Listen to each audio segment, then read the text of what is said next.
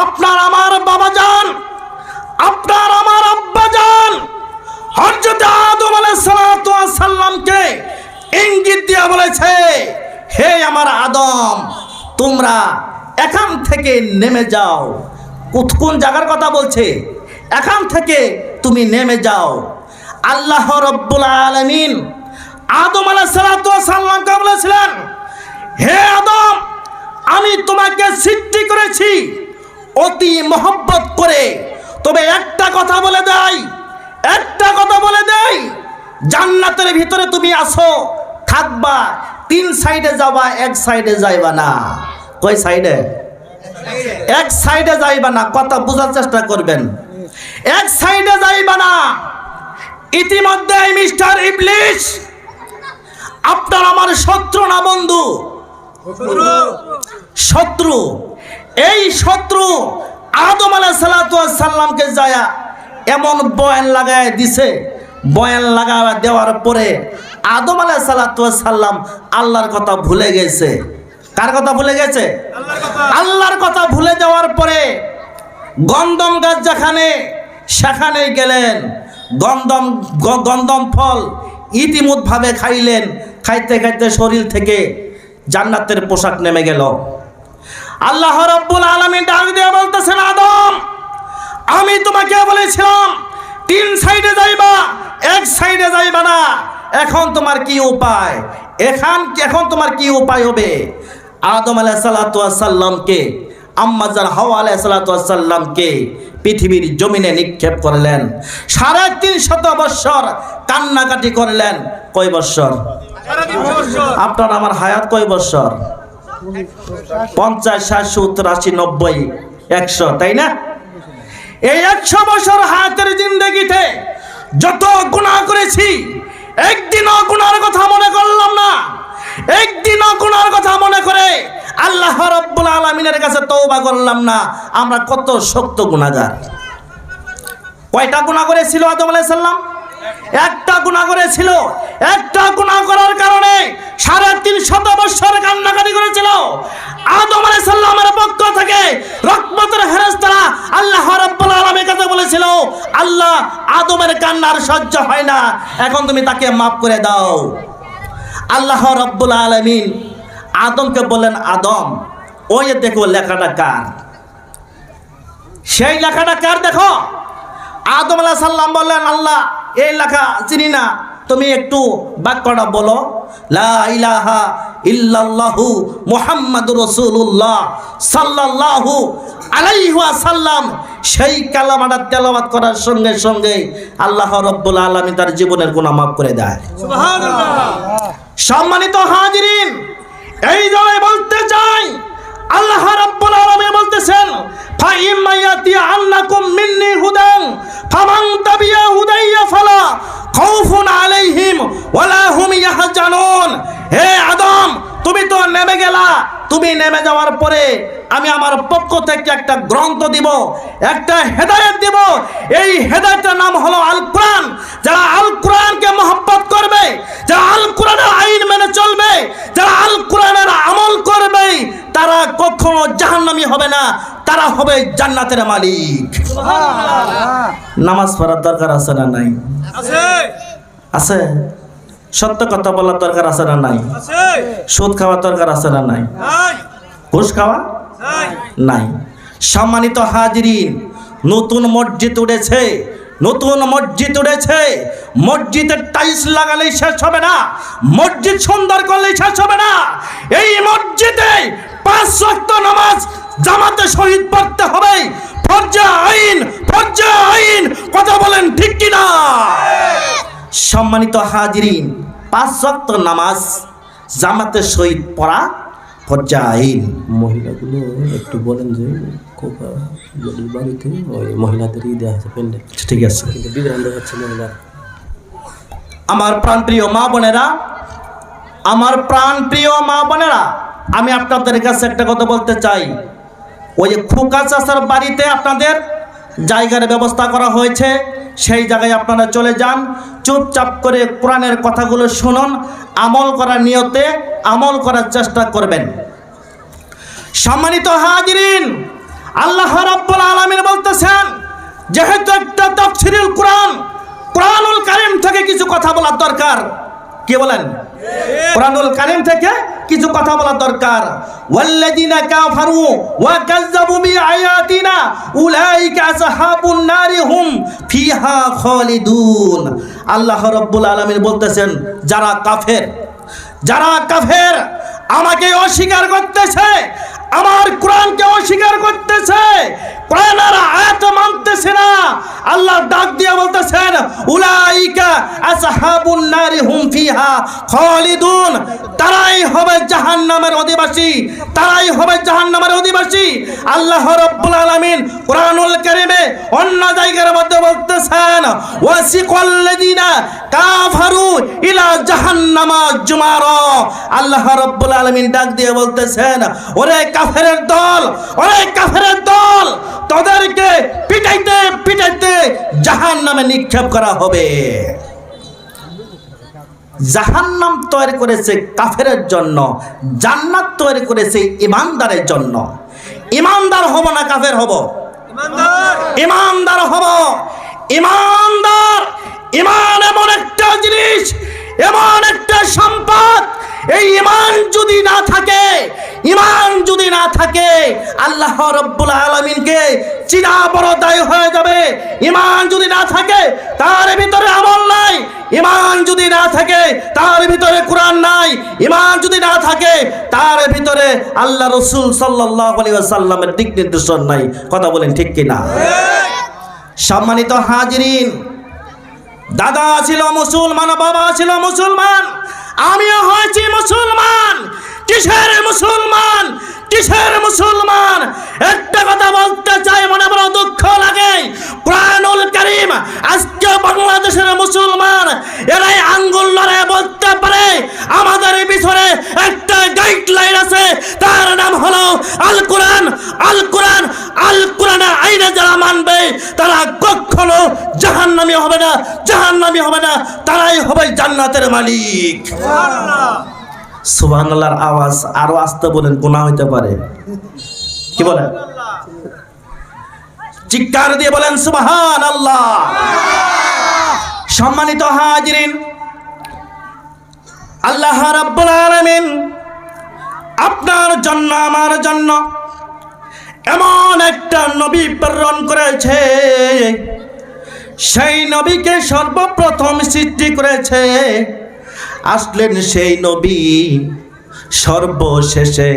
সর্বশেষে পয়গাম্বর। 1,00,000 24,000 পয়গাম্বর সৃষ্টি করেছেন। সমস্ত নবীর সর্দার হলো আপনার আমার পয়গাম্বর। যে নবী না হইলে কিছুই হইতো না। ইতিম নবী, মায়ার নবী, রহমাতাল লিল আলামিন। আপনার আমার বড় একটা নেতা, সেই নেতার সুপারিশ ছাড়া কোন নবী পর্যন্ত জান্নাতে প্রবেশ করতে পারবে না। আমার ভাইরা, আমার বন্ধুগণ,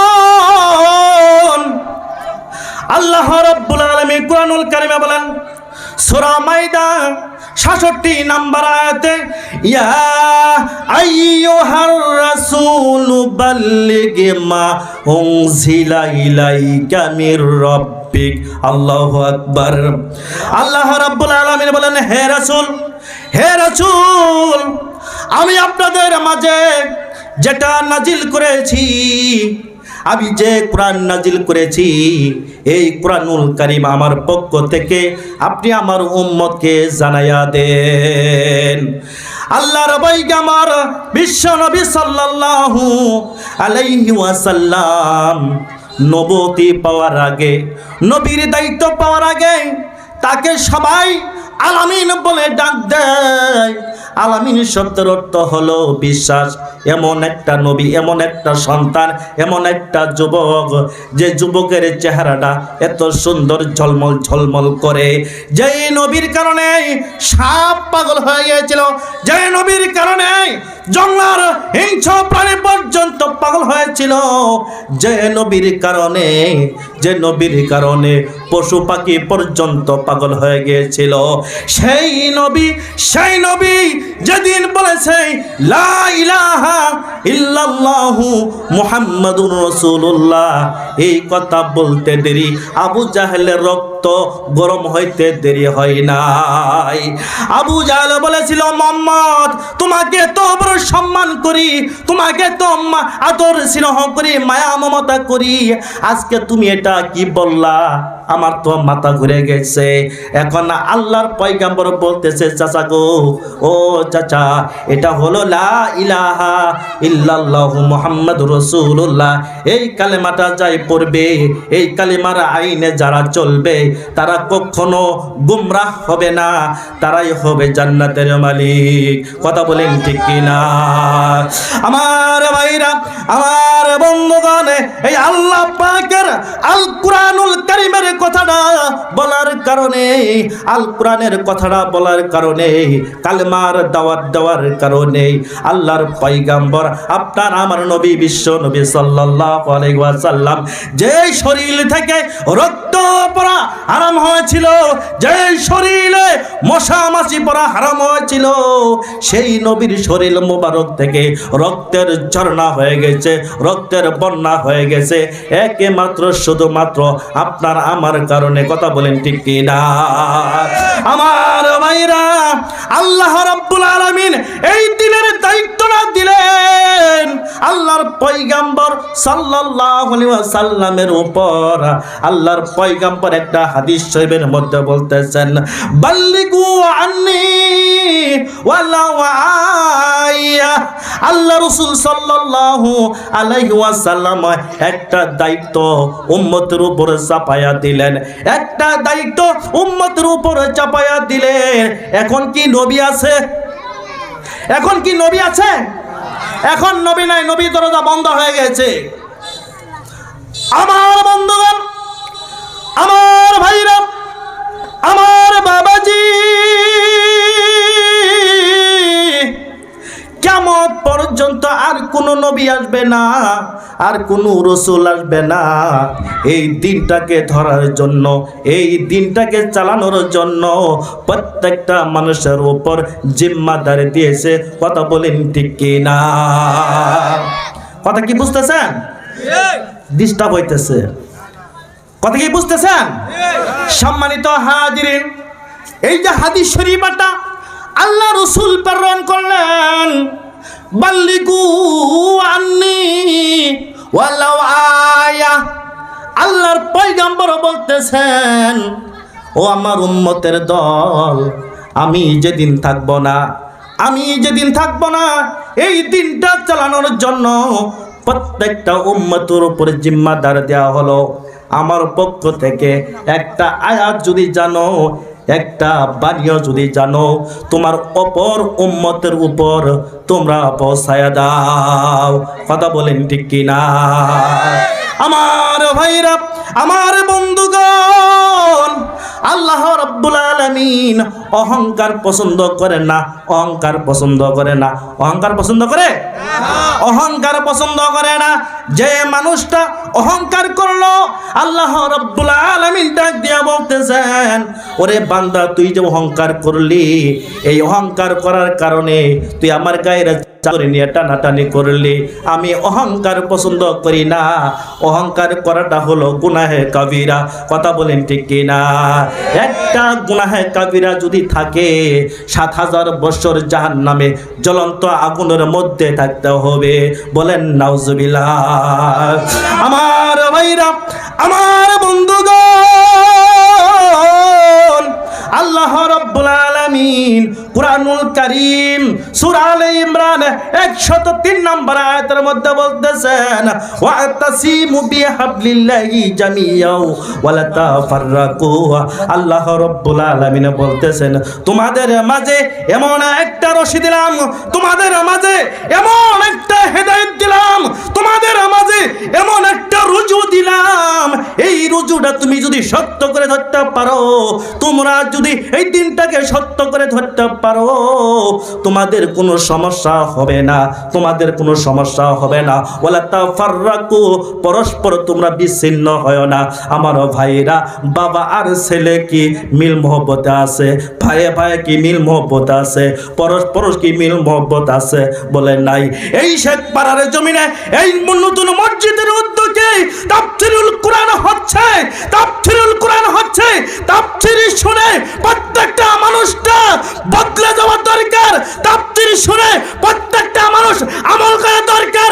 তাফসীর শুনে প্রত্যেকটা মানুষ আল্লাহওয়ালা হওয়া দরকার। কথা বলেন ঠিক কিনা?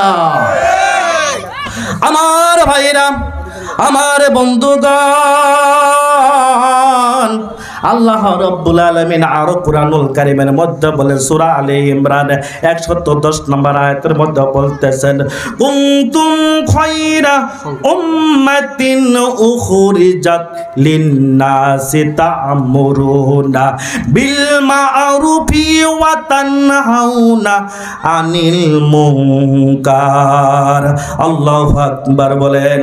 এই জায়গার মধ্যে বলতেছেন আল্লাহ রাব্বুল আলামিন, তুমি তো জাতি, সর্বশ্রেষ্ঠ জাতি, তোমাদেরকে বাইর করা হয়েছে মানুষের কল্যাণের জন্য।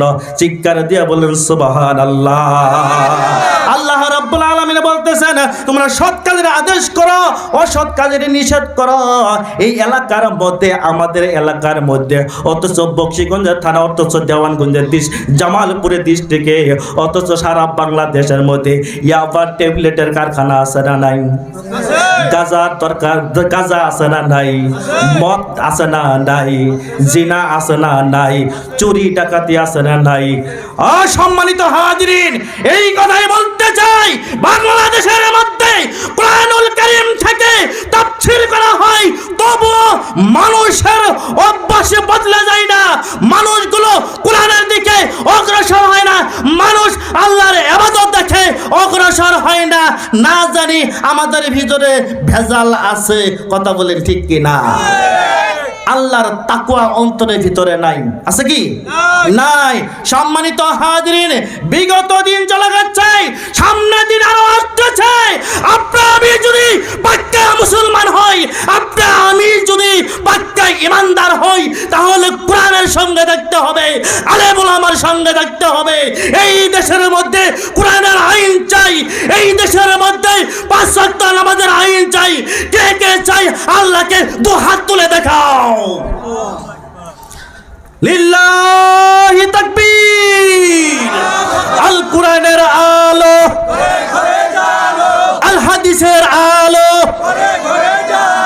কোরআন আছে যেখানে, আলেম ওলামা যেখানে, গান বাজনা যেখানে, মাশাআল্লাহ। তাহলে ঠিক আছে ইনশাআল্লাহ। সম্মানিত হাজিরিন, আরো 2টা আয়াত ছিল, আমি বিশ্লেষণ করতে পারলাম না, শ্রদ্ধেয় মেহমান আসছে। আরেকটা, খালি 1 মিনিট সময় দেন আমারে, মনে কিছু নেন না।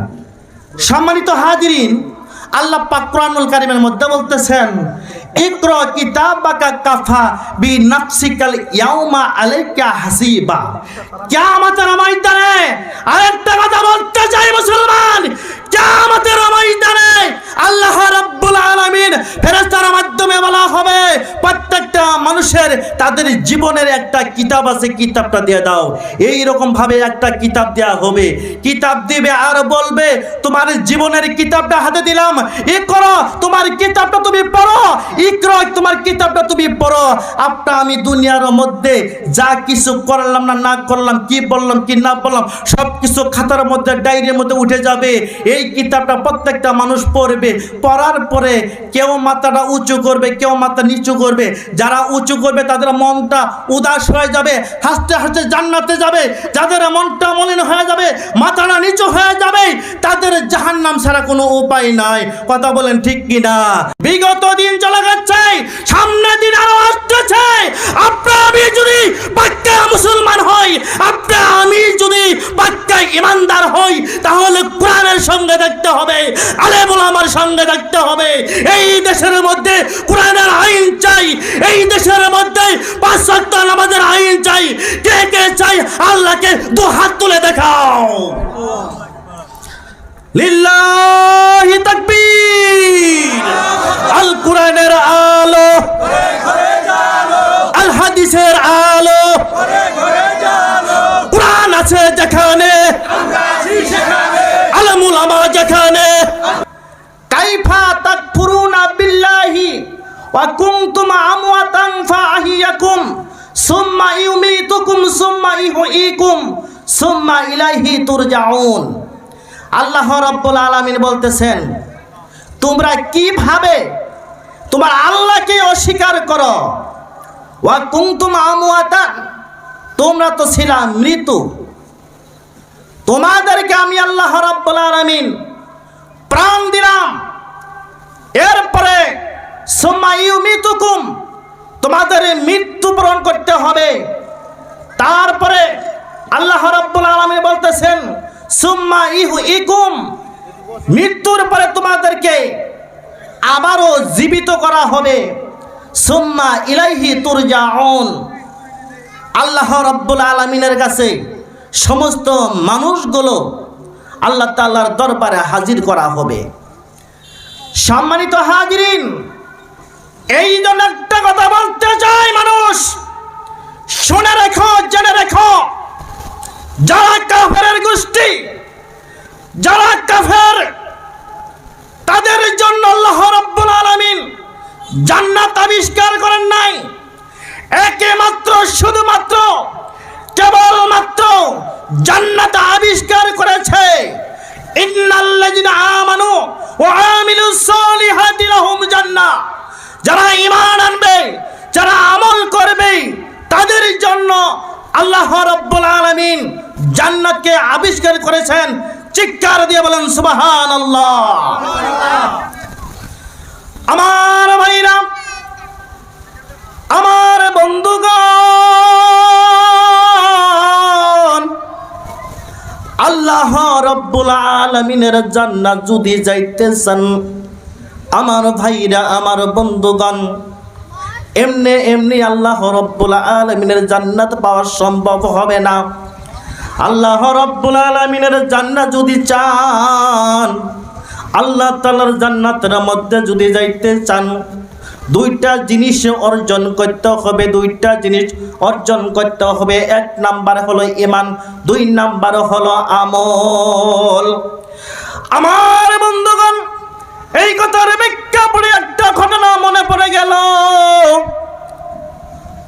আল্লাহ রাব্বুল আলামিনের একটি বান্দা হযরত মালিক ইবনে দিনার রাহমাতুল্লাহ আলাইহি, হযরত মালিক ইবনে দিনার রাহমাতুল্লাহ আলাইহি আপনার আমার মতো একজন মানুষ।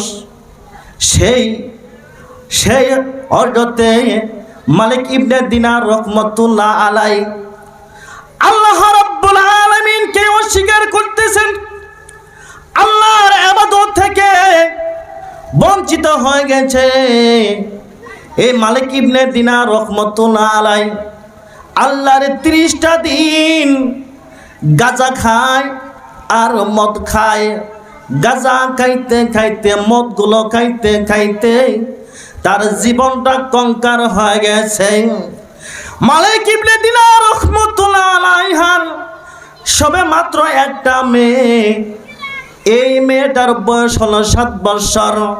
এই 7 বছরের বাচ্চা মালিক ইবনে দিনার রাহমাতুল্লাহ আলাইহিকে বলতেছেন, বাবা জান, আপনি কি আল্লাহ রাব্বুল আলামিনকে ভয় করেন না?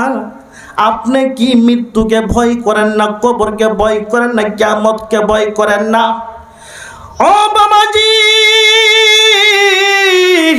আল্লাহ রাব্বুল আলামিনকে যদি ভয় করেন, মৃত্যুকে যদি ভয় করেন, কবরকে যদি ভয় করেন, হাসরের মাঠকে যদি ভয় করেন, তাহলে আপনার গাঁজা খাওয়া বন্ধ করতে হবে, মদ খাওয়া বন্ধ করতে হবে, আল্লাহ রাব্বুল আলামিনের ইবাদতে মশগুল হইতে হবে।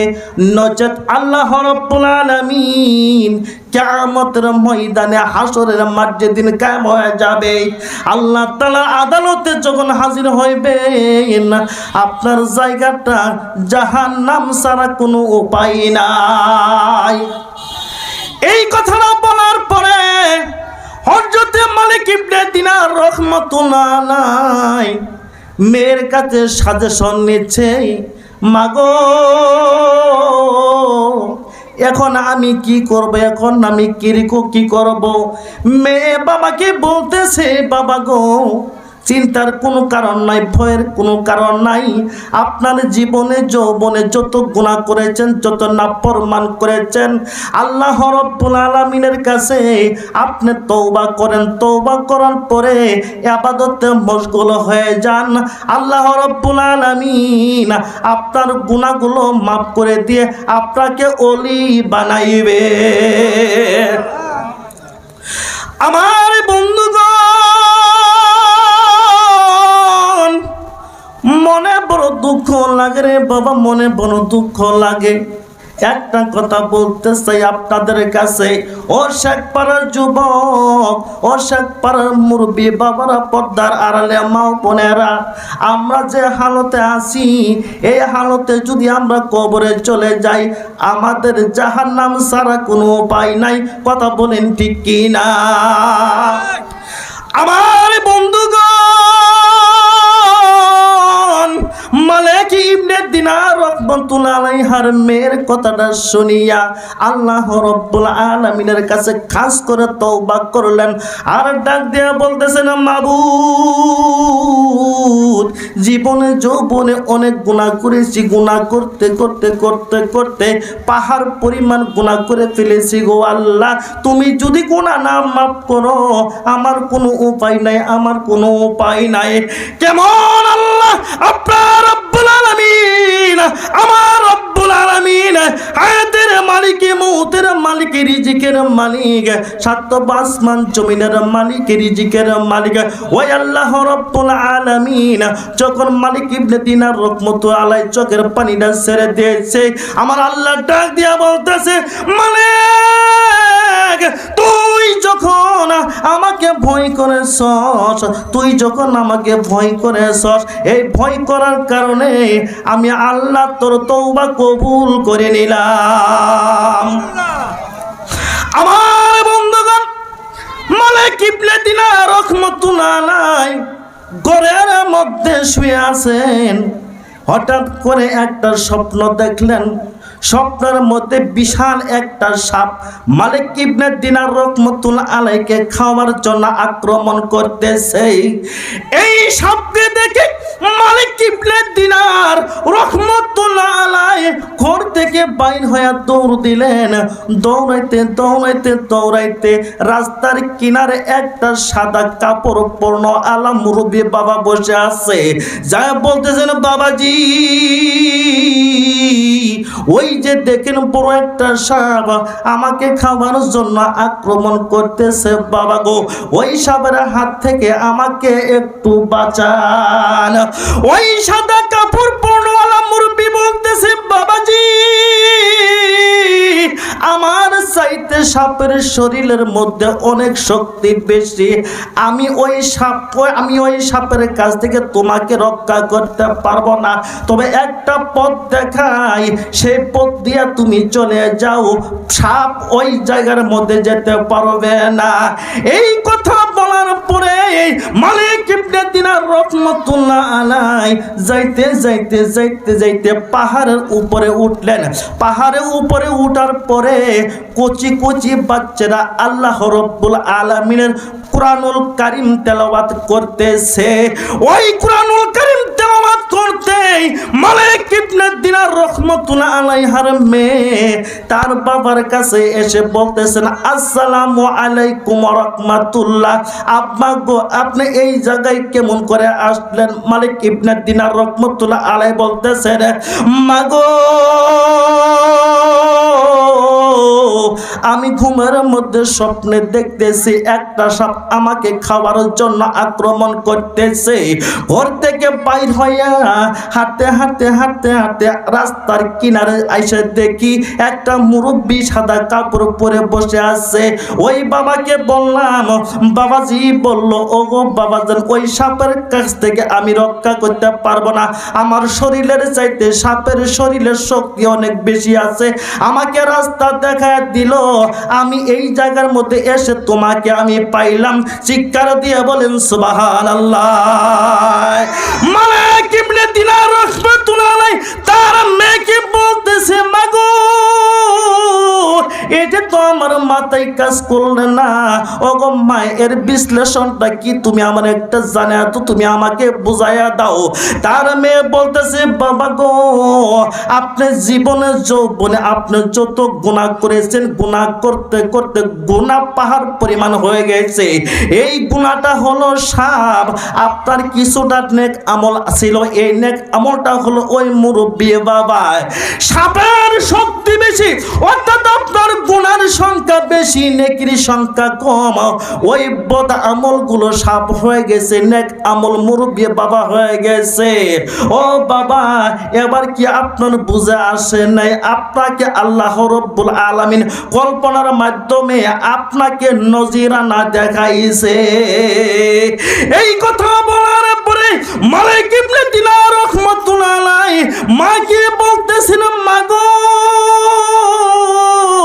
আমি তোমাকে কথা দিলাম, যতদিন আল্লাহর জমিনে বেঁচে থাকবো ততদিন পর্যন্ত আল্লাহ রাব্বুল আলামিনের ইবাদত করব, আমি আল্লাহকে ভুলে যাব না। এই কথাটা বলার পরে মালিক ইবনে দিনার রাহমাতুল্লাহ আলাইহি ইতিমধ্যে 5 ওয়াক্ত নামাজ কামিয়াব করে, জিকির আজকার করে, সত্য কথা বলে মিথ্যা কথাকে বর্জন করে, হালাল রুজি করে হারামকে বর্জন করে চলে। এইভাবে চলতে চলতে চলতে চলতে আল্লাহ রাব্বুল আলামিন ডাক দিয়ে বলতেছেন, মালিক তুমি যখন আমার কাছে তওবা করে, গুনাহ মাফ না করে, আমাকে ভয় করে তওবা করেছো, আমি আল্লাহ রাব্বুল আলামিন তোমার তওবা কবুল করে নিয়েছি, তোমার জীবনের গুনাহ মাফ করে দিয়েছি। যেভাবে তুমি আমার ইবাদত করলা, আমাকে ভয় করলা, ইবাদত করার কারণে, ভয় করার কারণে আমি আল্লাহ রাব্বুল আলামিন তোমার নামটা ওলির খাতায় লাগায় দিলাম। চিৎকার দিয়ে বলেন সুবহানাল্লাহ। সম্মানিত হাজিরিন, যতক্ষণ পর্যন্ত আপনি আমি ইবাদত না করব, ততক্ষণ পর্যন্ত আল্লাহর ওলি হওয়া সম্ভব হবে না। আপনি কি বেজার হয়েছেন? কথা বললেন না কেন? একটু জোরে সোরে কথা বলবেন, বক্তার মনটা আনন্দিত করে দিবেন, কোরআন এবং হাদিস থেকে আলোচনা করে আপনাদের দিক নির্দেশনা দিয়ে দিবে। কথা বলেন ঠিক কিনা?